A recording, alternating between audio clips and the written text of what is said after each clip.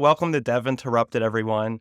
I'm your host, Andrew Zigler. Joining me today, as you know, is fellow host Dan Lyons, co-founder and COO of LinearB. Always great to have you here, Dan. Yeah, awesome to be on. Thanks, man. Of course. Listeners, we have a great episode in store for you today. It's featuring a conversation with Dr. Maryam Ashoori. She's the head of product for watsonX AI at IBM. She had a lot of really great insights on how AI is reshaping engineering work, and I'm really excited to share them. But before we get there, Dan, I know you've listened to Dr. Ashoori's conversation, and you have a lot of insights too in your role at LinearB about how AI is reshaping engineering work. Yeah, absolutely. I would say I talk AI. So maybe per week I'm meeting with 10 customers or prospects that are utilizing LinearB. And we talk AI probably 8 out of 10 times, 9 out of 10 times. So absolutely, I think it's top of mind for everybody. Yeah, an unavoidable topic Yeah. for sure. It's really kind of hard for it to not come up anywhere. Sometimes when you have a conversation and AI doesn't come up, then it's kind of becomes a delight or a rarity these days, right?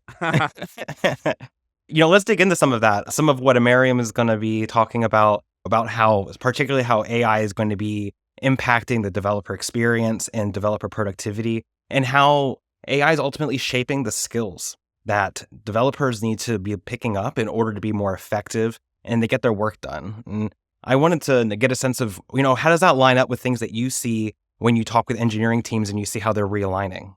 First of all, what she was saying was very interesting, but I can just give my perspective and I'll give it from two different ways. So one is I'm talking to developer experience teams. So you got developers and you got DevX teams. DevX teams know that they should be or need to be using AI to gain productivity for the business. So that's kind of understood now. Okay, that's my mission. I need to use this AI in some way, shape, or form for my developers. But also what I'm hearing is it's still fairly unknown or unproven. They're having a hard time saying it definitely is improving productivity or not. So for example, the last customer that I talked to about it was 2 days ago. And they were like, yeah, we rolled out, Copilot to the entire engineering organization, did a survey of the teams, asked people. And it was one team said, okay, I think it's effective. And most of the team said, I don't know yet. And so I think that's what DevX teams are facing, kind of hey, I know I need to be using this stuff. I know it needs to drive productivity. I'm unsure if it is or not. So that's one problem to solve.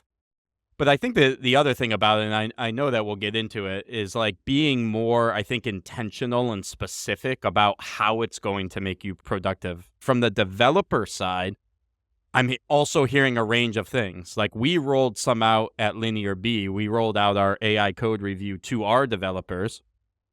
Some of the feedback is amazing. Hey, we need to do this AI code review everywhere. It's already finding bugs and stuff. We should keep it. And then other times, you might hear, okay, it still needs a little bit of work. It suggests it's, something different or wrong, right? So it's kind of still in the work. The most advanced thing that I've seen is we had a developer that's actually managing a team of AI bots. So it's okay, now I'm a developer and I have 3 bots that are getting the story done or the issue done. I have one creating tasks. I have one writing code. I have one QAing. So I know that sounds a little bit advanced, but I think for developers, there's a big range right now of where do you fall? Are you commanding a team of bots? Are you still learning prompts and that kind of stuff? So yeah, that's what I see in the absolutely. field. I completely resonate with that. That's what I hear from folks as well when they talk about the folks that are really getting ahead, that are utilizing this to kind of get ahead in their productivity. They're splitting their work into a bunch of little agents, a bunch of little workflows, but most importantly, they're managing those outputs. They're being in charge of the decisions and the information that goes into them, but they're not spending as much of the time doing, which is what, Dr. Ashoori, she really focuses on in our conversation, is that shift from being the doer to the decision maker, the decision manager, and how AI kind of gives you that focus, I really like that part around, I think she said act doers or decision makers versus doers. It actually made me think something pretty interesting. Like when I was developing, and I think it still is today, it's like sometimes you have a good manager and sometimes you don't have a good manager. And Hmm. there's kind of this like age-old problem of sometimes companies or people would take their best developer and be like, you're the manager now because you are the best developer. You're now the manager and you're going to lead a team of developers. And oftentimes that goes really bad. And Yes. it's because you're trying to get a great doer and make them a manager. And then also like doers and managers, there's just this natural conflict. Yeah, So that's the classic yeah, engineering problem, that's right? like Exactly. right. But now when I was seeing like the one of our developers at LinearB managing these bots, I thought to myself, okay, we have one of our best engineers who would never want to actually be a manager, like manage all the people stuff, don't want to do that, actually managing bots really, really well. So she was like, yeah, I'm the doer through these bots. I'm also the decision maker of what they're doing, and I'm getting a ton of work done, maybe at like 2x, 3x, I don't know, maybe even 10x. And I'm like building a complete app. So it's almost like I'm just wondering, maybe you can combine the best of both worlds now within one human with many bots.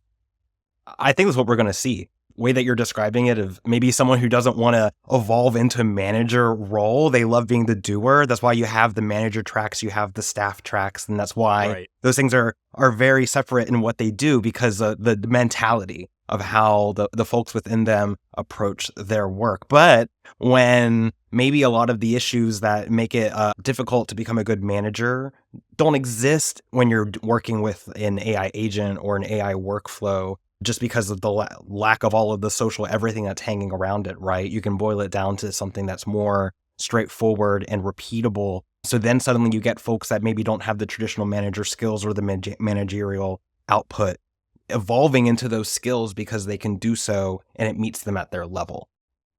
Yeah, I know it's a little bit out there, but like imagine one senior developer that's like, I'll just use our company for LinearB. Yeah, I lead 18 bots. I lead 3 teams of 6, but they're all bots. So I work on 3 products in parallel, and they report to me. It's like that could be, the world that we're going, instead of like, hey, I lead a group of 18 people. Right. Very And interesting. it becomes important then is managing all of that context. You kind of become the living context for all of those workflows. They keep it aligned with other coworkers who also all have their own little army of workflows. I think it's going to totally Right. change how companies will even start to structure themselves from the beginning. We haven't even seen really what the new structure of a AI native tech startup might look like in a year or two from now, at least on the personnel side. Yeah, pretty crazy to think about. Very cool, though. We're talking about using these tools and about applying them to do wider level decision making. Another really great thing that she called out is about not chasing after them per se, but really understanding your goals and what you're trying to go for. What did you think of this? You and I just talked about something kind of, maybe it's in the future and just in a little bit, it feels a little otherworldly. Let's bring it down to earth, like right now. Yeah. I think she's absolutely right. From the customers that I'm talking to, and this is the classic mistake in engineering. It's, hey, I want to go try a new technology just to do so, but I don't know what output or outcome I'm actually looking for. That's what I'm hearing when people are like, yeah, I just deployed Copilot everywhere. Now my business is asking me what it did for me, and I can't even answer that question. That's way, way different. And I'll just, again, use the LinearB example of saying, you know what? I measured and I see I have a problem in my code review process. I then went to my CTO and said, hey, look at this data. We have a problem in the way that we review code. It's causing a big bottleneck for us. I am now going to deploy LinearB AI code review, or whatever code review you're going to use, to solve that problem with AI and prove back to the business that this was a good move because we gained productivity for all the engineers because everyone's doing code review. That's 2 different worlds, right? One is like, I'm just trying stuff and I'm kind of doing it willy-nilly and I'm hoping for a good result, but I can't even measure or say what I'm going for. and the other one's super pinpointed. I know the ROI I'm looking for. I know the output I need. I'm reporting it to the business. I pick an AI tool that's really good at that thing. That's like, I think, high maturity, high responsibility. Yeah, it really Yeah. speaks to like, when you have that tool adoption, you need to make sure that you're managing it well and picking things that have high impact that are going to lead towards the outcomes you want and don't necessarily play into the hype. And so you have to understand up front what you're trying to pinpoint. That way you can pick up the right technology that's going to work for you and still be able to move quickly. Exactly what we just said is what the best DevX teams are doing. Like the developer experience teams that I'm working with that I think, oh, okay, you're like leading edge is doing exactly that. They pinpoint exactly where they're going to help developers. They use AI or some type of automation or bot to do so. And then they report back on the outcome. They can track it. And even better, then I can see, okay, they're starting to put rules and governance around it and making it like in the workflow really, really effective. Like that's what killer elite DevX looks like to me right now.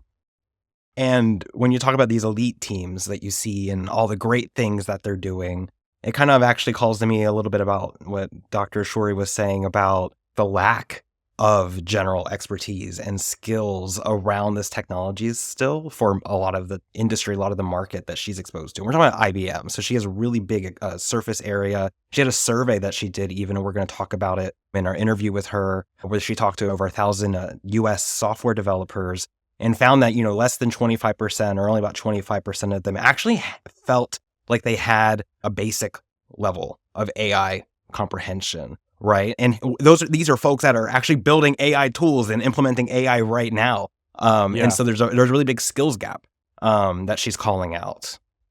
Yeah, first of all, I think it's really smart and I think it makes sense. And I'm kind of asking myself, like, is this any different than any other technology or skill set gain? Like, yeah, of course, everyone already said AI is changing the world. That's impact. But that's not different than, hey, I need to learn how to use AI just like any other technology skill that I need to learn. And I think like the gap is real. And I'm sure there's probably already companies doing trainings on it or prompt engineering. I hear that terminology all the time. But basically, at the end of the day is let me coach you on how to use this AI stuff to make yourself more productive, grow your career. I think it's the same as anything else. Yeah, ultimately, it's just going to demand a new skill set and an understanding of what those skills need to be. So it goes back to everything that she said and what we're going to talk about in just a moment, all the focus that you can get from AI. And so after the break, we're bringing Dr. Maryam Ashoori on the show. We recently discussed on Dev Interrupted how IBM is shattering market expectations around Gen AI. And after IBM's Q4 earning results, shares of the tech company, they jumped by 13% in just one day. And did you know that a staggering 80% of IBM's tech revenue actually comes from consulting, talking one-on-one with software developers about their problems? And you're about to get a slice of that insight for free right here now on Dev Interrupted. So you don't want to miss this one. Today, I'm delighted to be joined by Dr. Maryam Ashoori of IBM. Dr. Ashoori, welcome to the show. Thanks for having me, Andrew. Of course. I want to start by sharing your awesome background with our audience. And I'm going to go through some of the highlights that really stood out to me. You're the Senior Director of Product Management for watsonX AI at IBM, where you're focusing on simplifying the AI development lifecycle, expanding it for enterprise applications. Your background includes leading engineering at Lyft bikes and scooters, pioneering user experience design for AI and even quantum technologies at IBM Research. And you hold a PhD in systems design engineering, 2 master's degrees in artificial intelligence. You're on a board seat for the Virtual Science Teachers, which is a nonprofit for the mission of making science learning equitable and providing free resources for teachers and students. And you're an adjunct professor at Waterloo. And I really don't know how you find the time to do all of that. This is an incredible resume, and we're really appreciative of your time today. Thank you. Thanks for having me. Of course, as a former teacher, I'm really excited about your mission to make science education engaging and accessible. And today has lots in store with us, so I'm just going to jump right in. One of your biggest focuses is on simplifying the AI stack for the enterprise.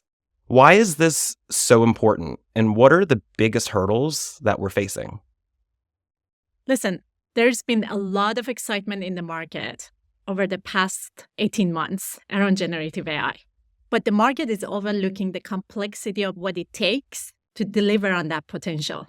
Behind every intuitive application, there exists an immensely complicated AI stack that our developers must master and take advantage of and harness to unlock that value, right? So because of that, we've been focusing and looking into how can we simplify this AI stack for our developers. This is an area that is evolving rapidly. There are many tools popping up every day. There is a lack of AI skills for our developers that we can talk about. And what is the role of IBM in terms of simplifying this AI stack? And we looked into our watsonX portfolio, starting with that, which is the core IBM AI engine for enterprises to overcome some of these existing development challenges. Okay, so watsonX is focused on that entire tech stack and not just the application layer. And we certainly hear a lot from how people are adopting it that it kind of becomes a Jenga tower of systems and designs that combine, and you might add or remove things and you're afraid it's going to fall. And we're moving towards starting to standardize this, but it's still very early days. So what does it mean that watsonX is focusing on that entire tech stack versus the application layer we might be thinking of most days? Yeah, if you think about a year ago, what excited the market about Gen AI was the idea of an accelerated delivery and development of enterprise application. Historically, with traditional ML, the AI lifecycle was starting from data. So basically, enterprises collect a bunch of data, and then a data scientist or ML engineer goes in, creates a model, they train the model, and then they hand it off to developers to incorporate that in AI application. With generative AI, in theory, a developer in less than 5 minutes can use one of the LLMs that are hosted somewhere behind an API endpoint and bring those AI capabilities into their application. So the impact and the potential of this technology is significant. That 5 minutes access to the model that is hosted behind API gives you an aha moment, an initial wow factor that we saw the market earning for or looking for when they were exploring Gen AI and investigating Gen AI. But the majority of the market at this point has moved from that exploration to production and scale, where the story is different. When you go to production and at the scale of enterprise, optimization comes into the play. What model are you using? What is the size of the model? The largest general purpose model might be very powerful for a wide range of downstream use cases, but may not be necessarily the best option in terms of being cost effective, right? So if developers really want to capitalize and optimize their investments on the AI, they need to go down the stack, not just application layer, to be able to gain control and optimize the stack. And because of this reason, we've been also looking into the entire stack, not just the application layer, to see what are the points that we can help and make available to the developers to help them optimize every layer and build up on them. Great. So it's about using it as a tool at all different parts of the software development lifecycle and the process of providing good software at scale, and using AI as a tool and a lens to really get in there and solve those hard problems. And kind of as part of that, you've done an exploration about the complexities of generative AI in enterprise, and you spoke with over 1,000 developers and uncovered some really interesting challenges recently that you talked about in a LinkedIn post. Can you elaborate on some of these findings for our listeners? Yes. We recently surveyed about 1,000 developers in the US who are charged with building AI applications for the enterprise. Survey participants were coming from a range of development roles, including application developer, software engineer, data scientist. And what we've heard from them was actually reinforcing the challenges that we've been also seeing in the market and hearing from enterprises. The top two that I like to highlight and call out here. One is the rapidly evolving market. Like on a daily basis, a piece of technology is popping up, a new tool, a new model. And then just pair this rapid excitement and the speed of innovation with the skill level of the developers, which is really the second point that makes the whole application development extremely complicated and frustrating experience for some of the developers. On one side, the complexity is expanding on the day-to-day basis. On the other side, if you look into who are those developers, there is a wide range of difference in terms of their generative AI skills.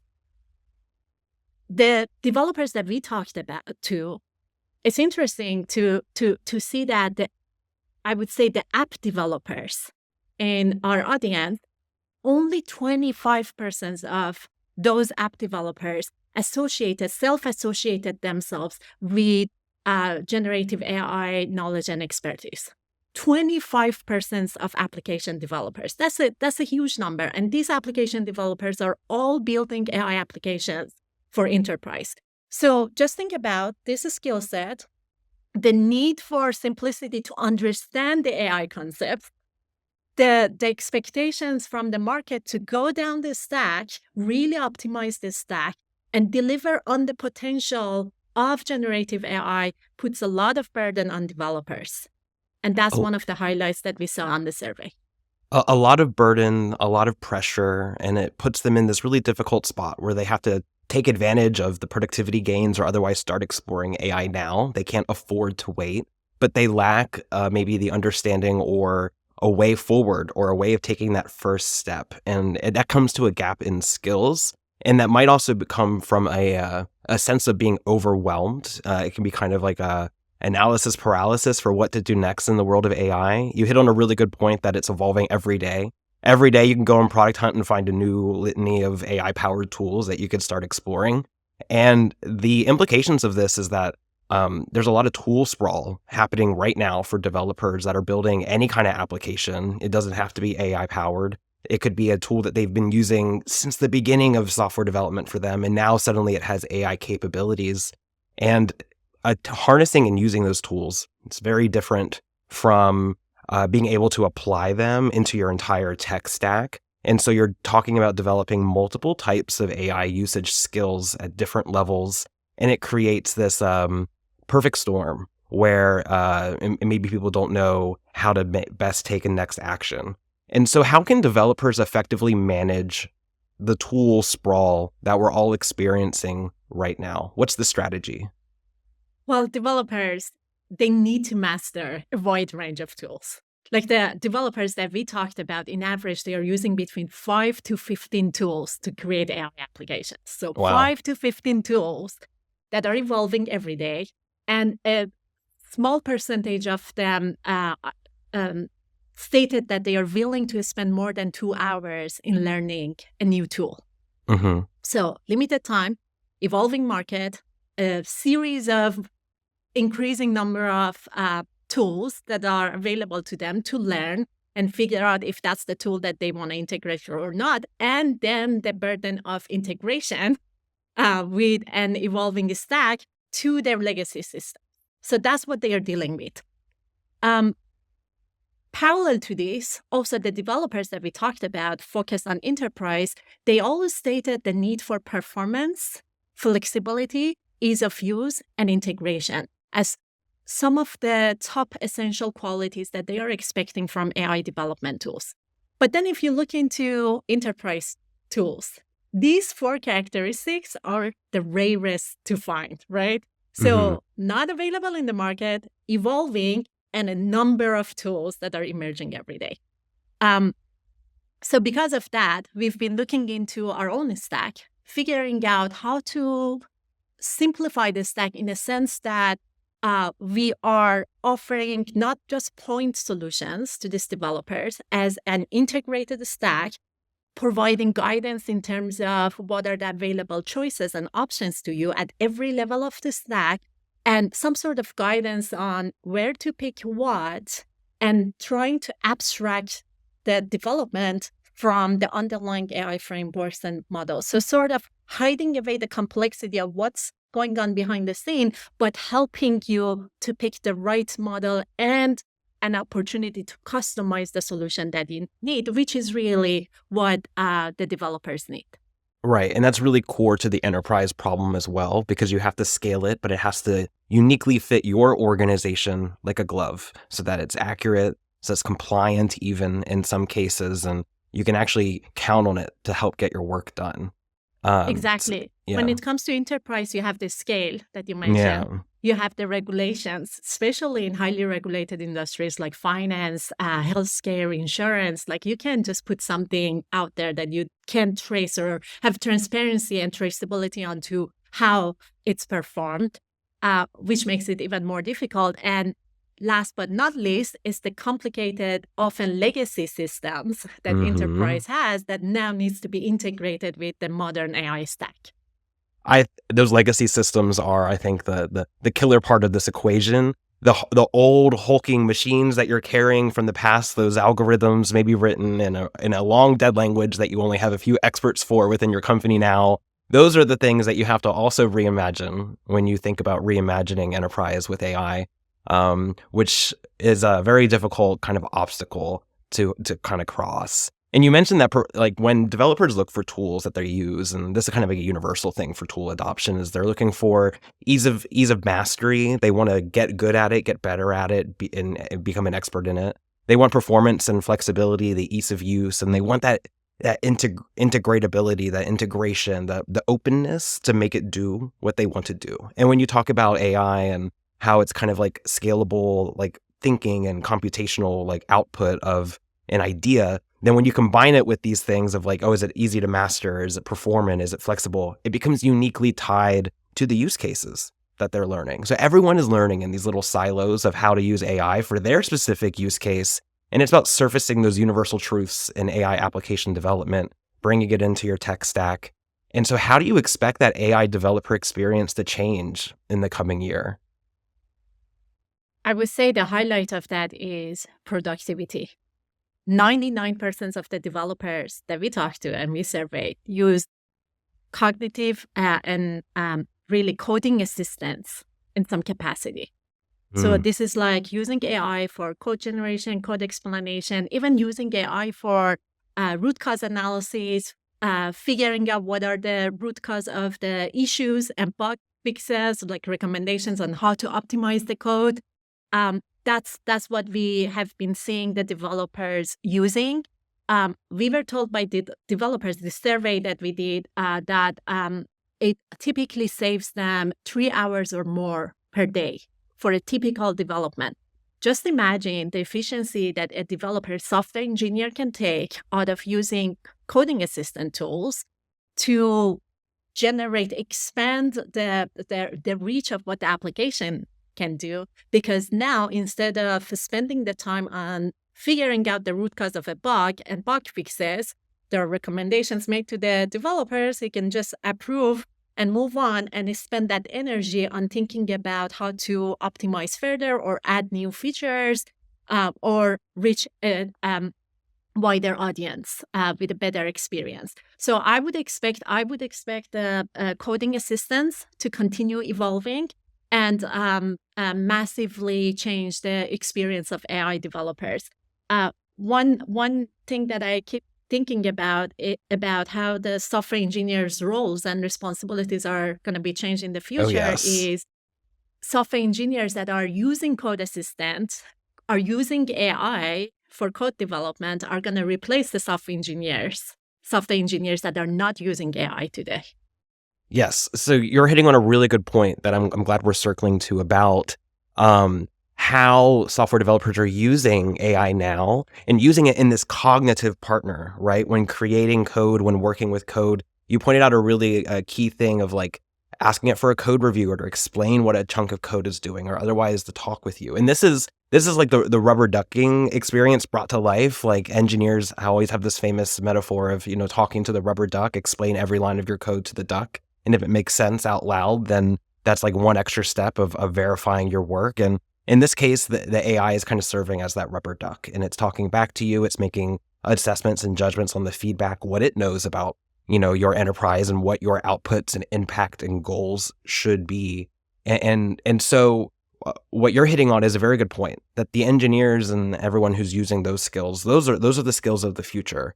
The skills of an engineer isn't solely in code creation. It's also going to be being a mini manager of AI systems, of AI tools, and having the output of maybe even a small team when combining all of those things together that they're orchestrating. So now we're talking about developers having to build skills and being like a manager for AI in many sense.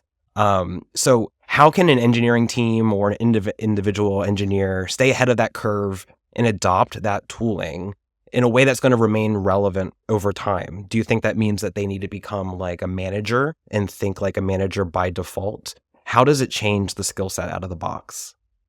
Well, it's the partnership, right? The example that I keep thinking about is calculator. Like when I went to school, calculator was banned from school because we were expected to learn how to do it ourselves. But then that over time evolved into how to effectively use calculator to focus on problem solving versus how the math works behind the scene. This is the similar metaphor that we can apply to software engineers of today. So instead of actually doing it yourself, you can play the role of an architect to optimize the code. You can play the role of what is the effective technology workflow and pipeline that I can pull in from different sources to optimize and streamline my own consumption workflow, right? So it's a level of efficiency that we are going to see in enterprise application development that can truly accelerate the reach of what we can do and what we can build upon AI technologies and bring efficiencies to every single corner of enterprise through that.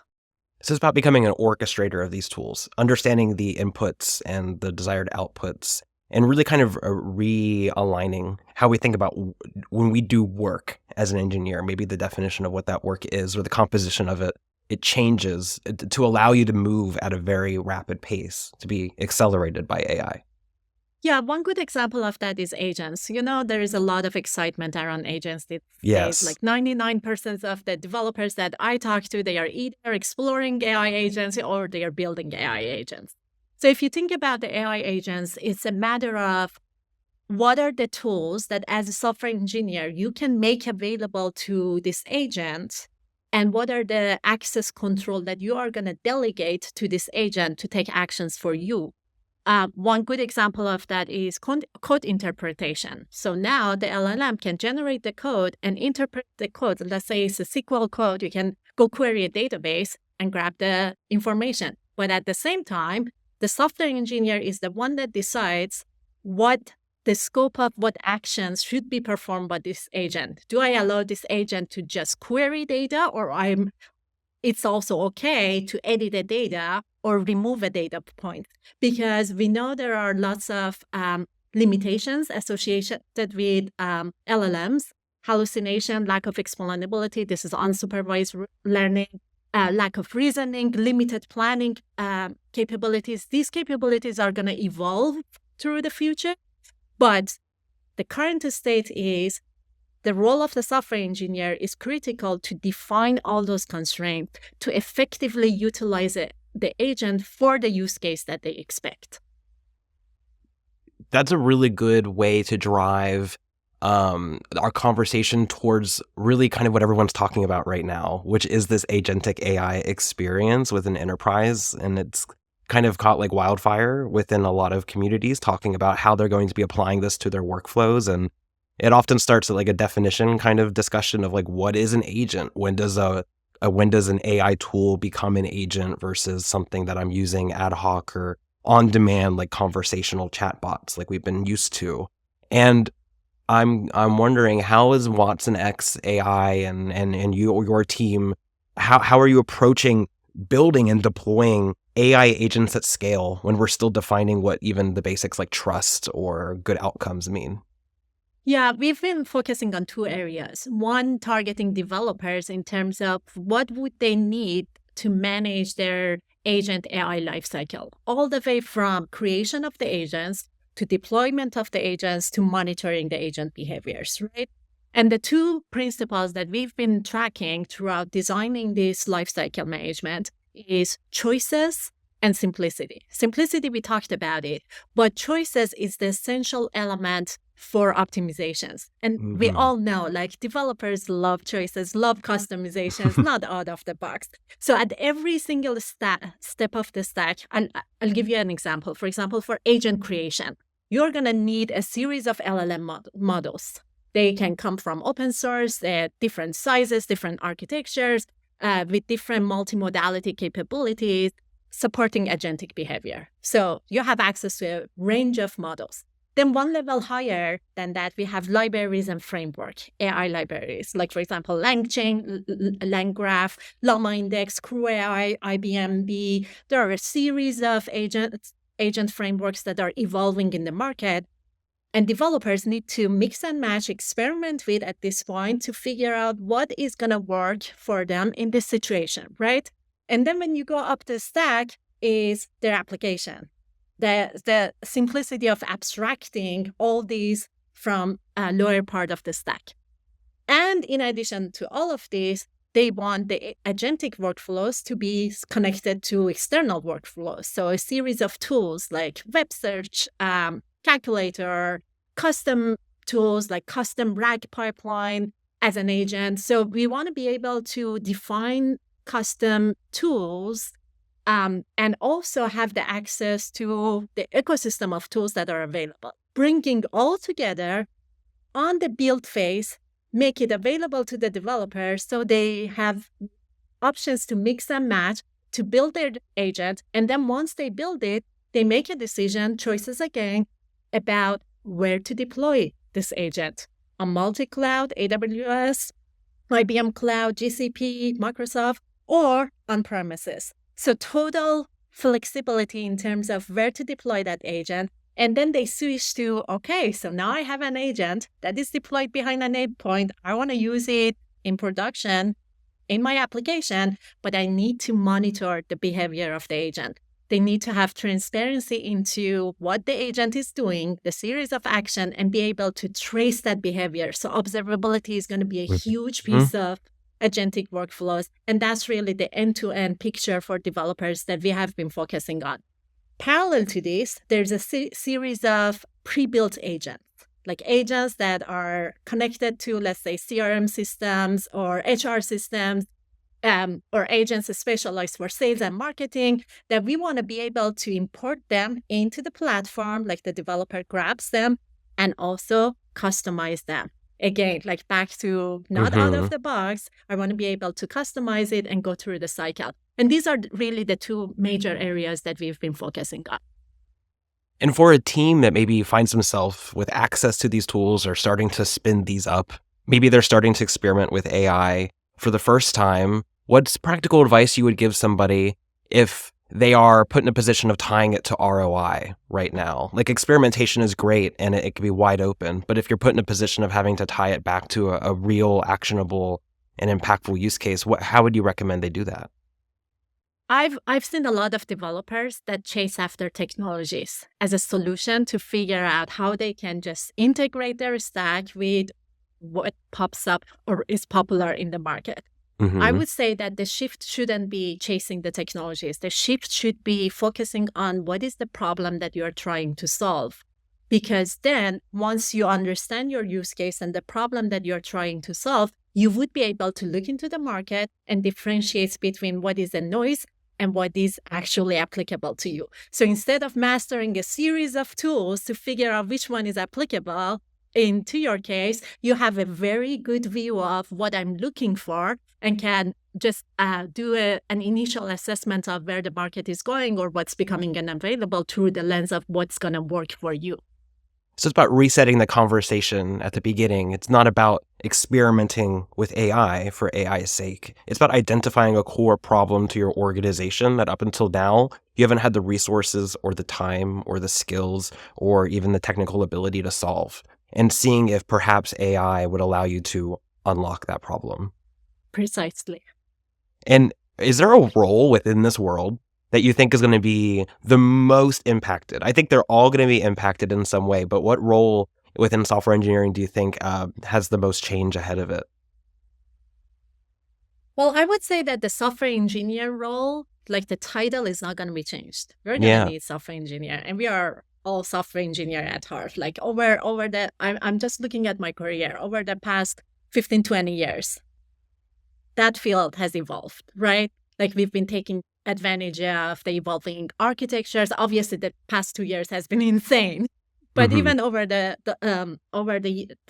past decade, it's been evolving. So it's going to continue to evolve. I would say that the major change to software engineers, not to the title, is going to be to the day-to-day way of how they do their job, in terms of how they take advantage of the AI to go through the whole life cycle of code creation, code reuse, debugging the use, all the way to deployment, CI/CD pipelines, efficiencies on monitoring, even using AI to monitor those systems. Like when an IT incident happens, for example, now we can see that like LLM can generate a report of what are potential causes of that incident and generate the potential script that the developer can review and approve to run. So instead of developer going through all these,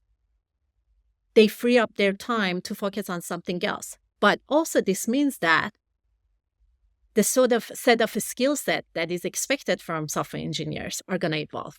So Mhm. perfecting the code may not be the skills that you go after, but having an ability to understand what is a perfect optimized code and this optimization that the AI is suggesting, does it make sense or not? You see the difference? Instead Mhm. of I do. acting to perfect it, you have a vision of like sort of figuring out if that's the right sort of going up the stack in terms of decision making. They are going to be decision makers versus act doers. Yes, this makes sense, and really what I liked what you said about that was, we all kind of become software engineers in a way. In a way, accessing and creating and working with technology like this has never now been more accessible than it is today, and it will only continue to become more accessible. You're going to have situations and environments where somebody in middle school could sit down with an LLM and spit out an application that maybe like 5 years ago would have taken a team of 10, adults to make, right? It goes back to how technology becomes more accessible over time. Also about why people need to really understand how technology works so that our world can be a safer and better place with the technology as it grows. It makes me think of even like in the 80s or the 90s, like think of the earliest people connecting to the internet. Like those were categorical nerds, right? Like there was a very small subset of people connecting to the internet, and people wouldn't think about how that would transform the world now. And someone not in that world would never be like, oh, I'm not going to connect to the internet. I never need to learn how to do that. That's not what I do. But now the internet is ubiquitous, and anybody can access the internet from almost anything. And it requires no skill, notably, to do so. It becomes at your fingertips. And what we're experiencing, I think, with AI is a lot of those engineering skills and tools becoming at people's fingertips more broadly. So you can see it being applied a lot more places, but the unique expertise and the human factor of what the developer brings to the experience is still going to be very much needed. And so that's kind of what I hear resonating from what you said. And I like the idea that, everyone kind of becomes software engineers in a way. And honestly, this is what I'm most excited about when I think about it in the future. Like AI development is going to be accessible to basically everyone. And I that's the future that I think excites me the most too, is seeing how people who actually are not from a software development world start to imagine creating software for them that works for their unique situations or use cases, that is a perspective that engineers before would have never had, just by maybe nature of even being an engineer. By opening the door, it allows a lot of different perspectives, but it also puts on everybody a greater burden to understand the technology and to make it safe and make it effective. That way we could have tools that, make our world a better place, not just maybe a noisier place. But Exactly. are there any particular projects like on the horizon for you that like are exciting or catch your interest? Yeah, so related to this, one of the exciting part that I keep seeing in the market emerging is no-code interfaces for Yes. development. And back to our conversation about accessibility, with these no-code interfaces, not only developers are using them, but also it's opened up to business users. Now, a business user can go to a no-code RAG, retrieval augmented generation, which is one of the popular use cases for Gen AI, to create the whole pipeline. And then there is a no-code optimization approach on top of that we Yep. feel to automatically automate the pipeline. So I'm like, perfect. Business user now can go create the RAG pipeline and optimize it. Obviously, like that technology stack is going to evolve, but we keep seeing how it's impacting the nature of the development tools that are available in the market today versus where it's going to go in the future. I'm a big fan of that too, of just general no-code, low-code applications, drag and drop builders for getting basic logic out the door. And I think that we've seen in last many years, non-engineering, non-tech folks embrace and use those tools to drive huge impact within their orgs. And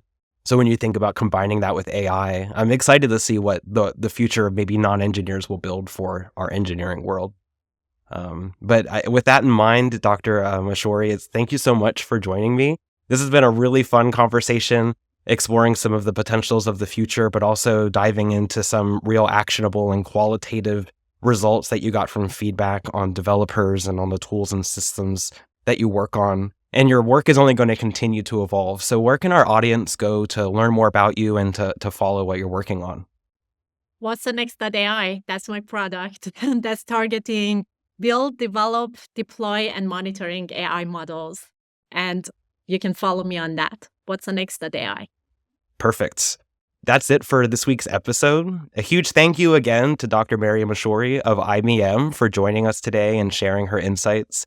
And to our listeners, if today's conversation has sparked ideas or controversy, don't forget to subscribe to Dev Interrupted. Check out our Substack for deeper dives onto these topics. And we'd also love to hear your thoughts and continue the discussions on socials. Maryam and I are both on LinkedIn and would probably love to hear your feedback on what we talked about today. And until next time, see you next week.